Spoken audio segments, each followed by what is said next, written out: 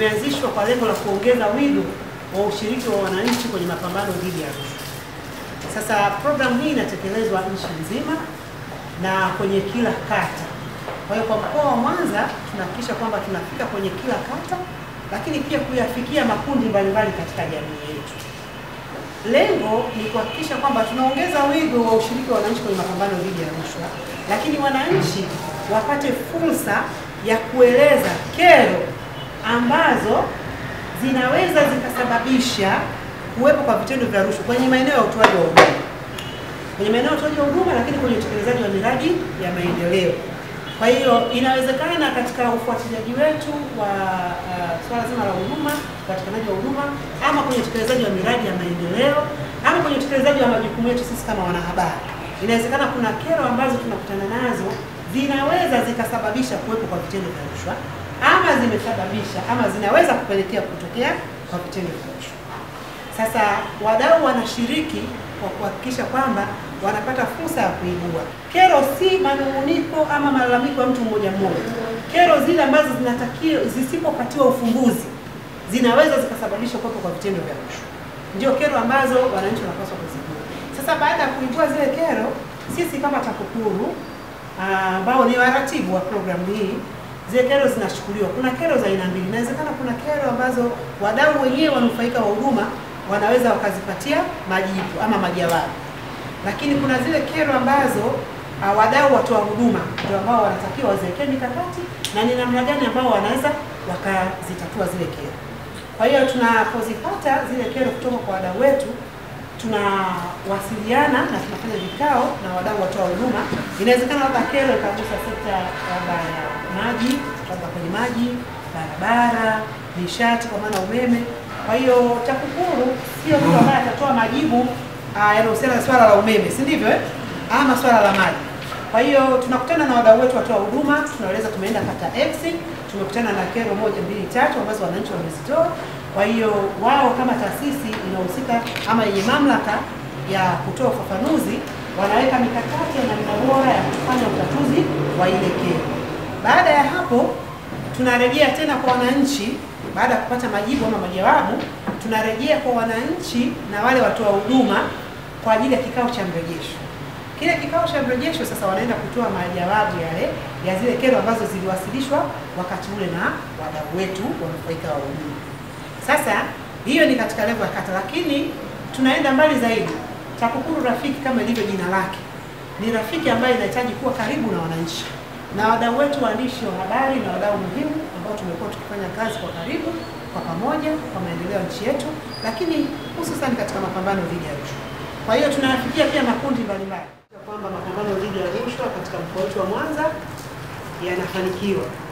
So mara nyingi tumekuwa tukishirikiana katika kazi zetu, na ninaamini kupitia hiki kikao ama programu ya TAKUKURU Rafiki tutaendelea kufanya vizuri zaidi kwa lengo la kuleta ustawi na kukuza ustawi wa nchi yetu na taifa letu. Kwa sababu sisi kama wadau waandishi wa habari, ninaamini kwamba kwa kutumia kalamu zetu, kwa kutumia elimu tulionayo, inaweza kusaidia sana kuleta maendeleo ama kutokomeza kero hizi ambazo zinakuta jamii ama sisi zinapotukuta kwenye utekelezaji wa majukumu yetu. Kwa hiyo tuendelee kushirikiana na TAKUKURU mkoa wa Mwanza, lakini na sisi kama wadau wa habari tuna jukumu la kutoa taarifa za vitendo vya rushwa. Tusikae kimya, kwa sababu jukumu la kuzuia vitendo vya rushwa ni la kwako na la kwangu. Kila mmoja atimize wajibu wake. Moja kati ya changamoto kubwa ambayo tunakutana nayo sana kwenye utekelezaji wetu wa majukumu, unajua sisi tunasimama kati ya mdau wa habari ambaye amekuita, lakini unasimama kwa mwananchi, lakini pia unasimama kwenye chombo chako ambacho kimekuagiza. Kuna wakati mwingine tunakutana na taarifa ambazo unaona kabisa ni public interest, lakini mdau anakuita na kuambia hiyo story bwana sitamani uitoe kwa sababu labda itaniharibia kisiasa pamoja na mambo mengine.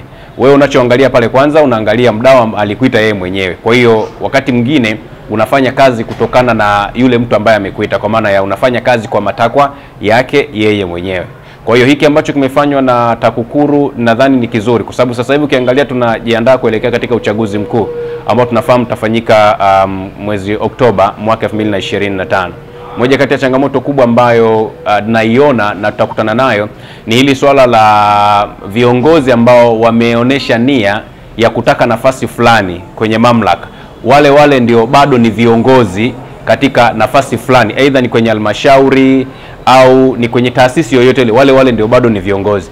Kwa hiyo sasa hivi moja kati ya yale ambayo wanatueleza ni kwamba sitaki uipublish story hii kwa sababu utaniharibia kisiasa. Sasa tunakaa dilema. Kwa hiyo mimi nilichokuwa nakifikiri, mamlaka au TAKUKURU, kwa sababu ameliona kundi la waandishi wa habari, ni lazima pia waangalie namna gani wanaweza wakatulinda, kwa sababu moja kati ya kitu ambacho tunakihofia sana sisi waandishi wa habari ni pamoja na ulinzi wetu sisi binafsi utakuwaje. Sasa hivi kumekuwa na matukio mengi sana ambayo yanaonekana sio mazuri sana. Kwa hiyo sisi waandishi wa habari pia bado tunaendelea kuhofia kwamba kama tutaripoti zile taarifa ambazo kwa namna moja ama nyingine zinawagusa wale watu ambao wanania aidha ni ya kuwania kwenye nafasi fulani za uongozi, inaweza ikatuletea madhara kwetu, kwa sababu sisi unajua sisi tuna familia, tuna watu ambao wanatutegemea pamoja na mambo mengine. Tunashukuru TAKUKURU kwa kutupa haya mafunzo ya TAKUKURU Rafiki.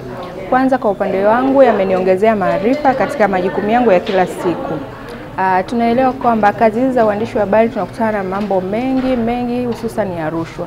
Lakini kwa mafunzo haya tutaenda sasa kufanya vizuri zaidi na kuwa rafiki na TAKUKURU kwa kutoa taarifa ambazo zinakuwa zinaleta shida, hasa tunapoelekea katika uchaguzi mkuu wa mwaka huu 2025. Tunajua vipo viashiria vingi vya rushwa, lakini kwa mafunzo haya sasa yametujenga na tutapata nafasi nzuri zaidi ya kutoa taarifa kwa TAKUKURU, ambapo TAKUKURU watachukua hatua na mambo yatafanyiwa kazi. Yani kwa taarifa ambazo tutakazozitoa sisi waandishi wa habari yatafanyiwa kazi, maana tunatamani kuona viongozi watakaochaguliwa mwaka huu ni viongozi sahihi watakaotuletea maendeleo katika maeneo yetu. Kwa hiyo nadhani mafunzo haya yamekuja wakati sahihi kabisa, ambapo tunaelekea uchaguzi mkuu, na kwa sisi waandishi wa habari yametujenga vizuri zaidi. Vitisho kwa waandishi wa habari vipo, hata mimi pia nilishawahi kupata miaka 2-3 nyuma. Lakini sasa tunapoelekea katika uchaguzi huu mkuu, na vitisho vipo, hatuvikwepi, lakini kwa mafunzo haya tuliyoyapata yatatusaidia sasa. Tunajua tutaanzia wapi ili kuhakikisha kwamba kazi zetu tunafanya kwa amani na uhuru pia. Zile stories za maelekezo kiukweli hazikwepeki. Yaani huwezi kuzikwepa, lakini naamini sasa kwa sababu tumeshapata mafunzo tutajua tutaanzia wapi. Kweli unaenda sehemu unachukua story, lakini story inakuwa na maelekezo mengi zaidi ambayo wakati mwingine yanakutoa wewe mwandishi wa habari katika taaluma yako. Unashindwa uende wapi, unakuwa dilema. Lakini naamini kabisa kwamba waandishi wa habari kazi yetu sisi ni kufanya kazi kwa weledi. Kwa hiyo kwa mafunzo haya naamini tutafanya kazi vizuri zaidi na tutakwepa tutakumbana na vitisho, lakini tutaona namna gani ya kuvikwepa. Kwa niaba ya uongozi wa Mwanza Press Club niwashukuru sana TAKUKURU kwa sababu sisi hasa katika kipindi hiki ambacho tunaelekea kwenye uchaguzi, kupitia programu hii ya TAKUKURU Rafiki tunaweza pia tukawa msaada mkubwa katika kuhakikisha kwamba wananchi wanaripoti taarifa hizi za vitendo vya rushwa hasa katika maeneo yao. Tuko tunaelekea katika kipindi hiki cha uchaguzi kwa sababu tayari kunakuwa na viashiria vya rushwa. Kwa hiyo sisi kupitia majukumu yetu ya kuhabarisha, ni rahisi sana pia kuchukua yale ambayo wananchi wanayazungumza na kuyaleta kwa taasisi hii ambayo inahusika na kuzuia vitendo hivi vya rushwa. Lakini lingine ambalo tumelijadili hapa, tumeona la muhimu sana hasa katika kipindi hiki, ni namna gani sasa wanahabari wanaweza wakafanya shughuli zao bila vitisho, kwa sababu sisi tunaripoti kitu kikiwa kizuri au kitu kikiwa kibaya, na hapa ndipo tatizo ambapo limekuwa likitokea kwa wadau wetu, wakidhani ya kwamba tunapaswa kuripoti kile tu ambacho kinawapendeza wao, lakini sisi tunaangalia kile ambacho kina manufaa kwa taifa.